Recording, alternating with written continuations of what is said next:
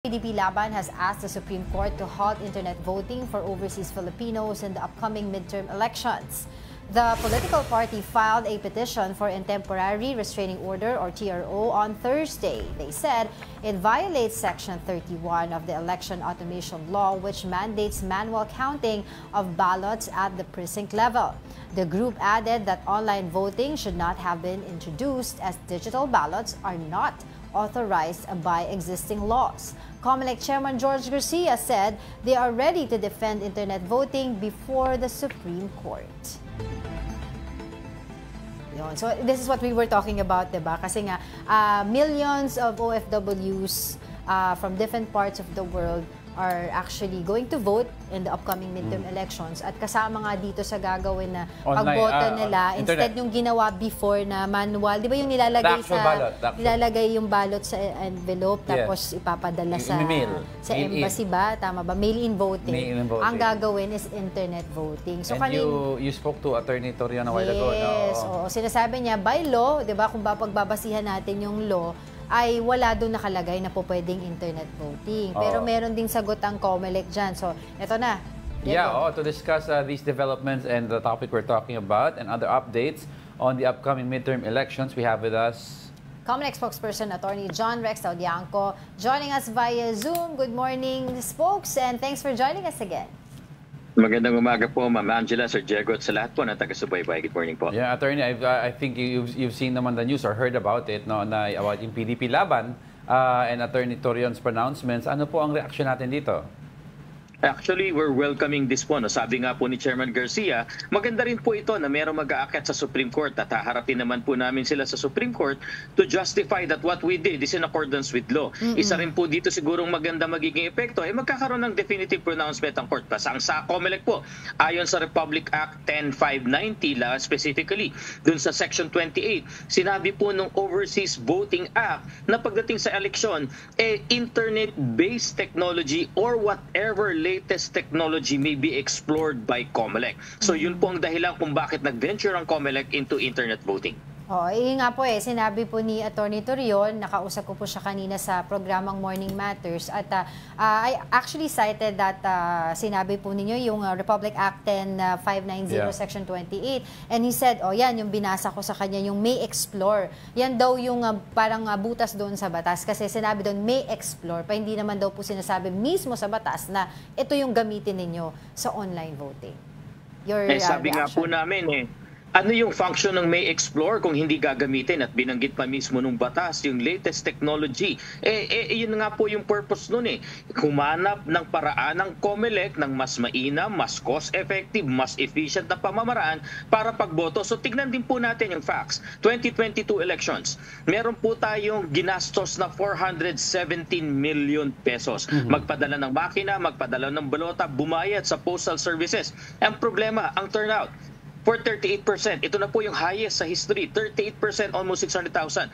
And look at the cost ng what we did. Samantala ngayon, ang kontrata natin sa internet voting, 100 million pesos. Ang problema pa doon sa mga dating sistema, lalo na yung seafarers at mga marino. Naka-register sila. But unfortunately, ang election po sa Pilipinas, Mayo, peak ng shipping. So kahit nakaregister sila, hindi rin po makaboto. Ngunit sa pamamagitan ng internet voting, lahat po ng nakarehistro. Simpleng enrollment lamang, saan man sila nandun, makakaboto po sila.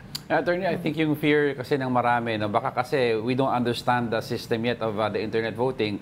Baka ma-explain mo mas mabuti, di ba, para maintindihan namin. Ang fear kasi ng iba daw na if internet voting ka, let's say, you mentioned seafarer, may gadget ka, boboto ka from your gadget, ganun po ba yun, no? Ang sinasabi, ano yung security features nito or how do you ensure na yung boboto is the person or even at the very least the person voting is really that person na hindi ibebenta, ibigay yung gadget sa ibang bumibili ng boto. Ito, boto mo yung gusto mo. Ano yung mga safeguards meron tayo for internet voting?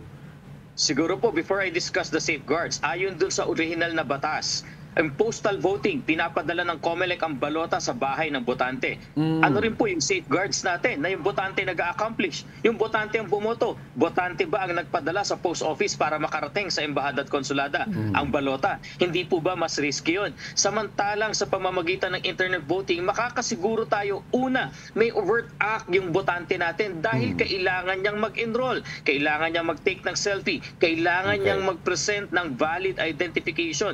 At hindi lang po doon nagtatapos yun. Kino-confirm at binavalidate namin dito sa Pilipinas, yung nag-enroll ba yan ba yung nakarehistro sa atin? Secondly, nag-i-issue po kami ng account name, account password. At ito po ay gagamitin na dapat access mo yung sistema. Gagamitin mo yan. Sanay po ang Pilipino sa paggamit niya online banking, yung ating social media accounts, emails. Yan na po yung standard na ginagamit natin. Isa pa, gumamit po kami ng two-factor authentication. So every time magla-login yung ating botante, kailangan niyang matanggap yung authentication, yung mga one-time PIN. Paniniguro na dapat siya lang ang makakagamit. At ikatlo, yung pong security natin yan is the highest available sa industriya. Ginamit po natin ang Amazon Web Services. Kaya po makakasiguro tayo na lahat ng available security sa industry ngayon ay ginagamit natin dito. Yung attorney, meron ba daw facial recognition? Yeah, or kasi, yung thumb. Or yung thumbprint kasi parang yung mga wallet natin, di ba? Minsan kailangan yung mukha mo bago madaya yung thumb, Oo, makapag-send ng pera. Yung thumbprint po kasi medyo limiting. Hindi lahat ng gadgets ay merong thumbprint recognizing feature. Hindi po lahat yan. Pero yung po yung selfie, yung pagtitake ng picture, meron po. So yung po yung mangyayari dyan, nire-recognize po yung ating pag-enroll. Noon lang naman po sa pag-enroll. Dahil baka maging limiting factor din po every time na maggagamit siya, ay kailangan magkaroon ng authentication sa mukha. Yung authentication po ng mukha, yung pagkuha ng 64 points of facial biometrics, ginagawa po yan during enrollment. Okay. Yeah. Spokes, should the Supreme Court acts in favor of the petitioners, what happens next? Magpupunta po kami doon sa aming contingency. Babalik po muli tayo doon sa balota. Ang mangyayari po dyan, ang magpapadala tayo ng balota. So, magastos po ulit tayo pag-ship, paggagastos ulit tayo pagpapadala ng ACM sa embahada at konsulada. Makikipag-ugnayan muli tayo sa postal services ng iba't ibang bansa sa mundo dahil babayaran po natin sila. Yung balota naman po, kaya naming habulin ng pag-iimprenta, pero ang nakakatakot po dito, yung deployment. Makina po, marami namang available na makina ang Pilipinas dito, yung ACM. Yun nga lang po, mababawasan yung contingency. But then again, ang sinasabi po namin, ang pinakamalaking problema, yung cost po na gagastosin sa deployment, at ikalawa, yung time factor. Medyo kulang na po tayo sa oras para mag-deploy. Tsaka attorney, you mentioned also in the number of people na pwedeng maengganyo bumoto kasi medyo mas madali ang internet voting, no? Ilan po ang possible na mawala kung hindi matuloy ang internet voting? Kasi may mga nakadeploy sa barko na gusto bumoto, hindi naman makakapunta sa embahada. Nako, 100,000 po yan, Sir Diego. At kung babalik po tayo doon sa dati nating datos, baka mababa pa sa 38% ang voter turnout. Dahil nung tinatanong natin ang ating mga Filipino overseas voters, ano ba yung mga reason? 30 days na nga na meron kayo para makaboto. Bakit hindi pa nyo nababalik yung balota? Sasabihin po nila, medyo mahirap pumunta sa post office, medyo natatagalan, malayo pumunta sa embahada at konsulada. Yan po yung dahilan. Kaya nga po nakitang susi ng COMELEC ay yung internet voting. Sabi nga po namin, welcome po namin yung pagpapile sa Supreme Court. Kaya lang sana ginawa ng mas maaga. Nang sa gayon, may sapat na oras din ang COMELEC po kung sakali man po ang ating kataas-asang hukuman ay mag-rule against internet voting. Spokes, according to Attorney Torion, sabi niya hindi daw po na-consult ang OFWs dito. Naku, hindi po. Wala pong katotohanan po yan. Napakarami pong pinatawag ang Kongreso at ang Senado natin ng pagdinig patungkol po dito. Ito po ay nilatag ng maayos ng COMELEC. Nagkaroon po kami ng consultation with embassies at consulate. And in fact, nung po kaming nagbe-beta testing, nung una pong nilabas yan, nag-information campaign na po as early as 2023. Ang COMELEC, yung 2024 nga po, kahit wala pa yung sistema, bumaba na ang COMELEC using the beta phase ng sistema. Pinasubok na natin kagad. Bakit? Hiningi po natin ang kanilang opinion. Saan kayo nahirapan? Mahirap ba mag-enroll? Ano yung gustong gamitin? Email ba? Phone number? O parehong pwede? Kailangan pa ba ng video sa pag-enroll? O sapat na sa inyo yung picture, pag-capture ng mga IDs? Ano yung mga IDs na gagamitin? In case yung mga ating mga Pilipino ay nahihirapan na kumuha ng ID, napakaraming consultation po na ginawa natin. Klaruhin ko lang before we let you go, Attorney Rex, you mentioned na nakonsulta naman yung mga embassies and at the same time several people in the Congress, lower house, pinag-aralan na rin ito. So, medyong bases covered ba, Attorney?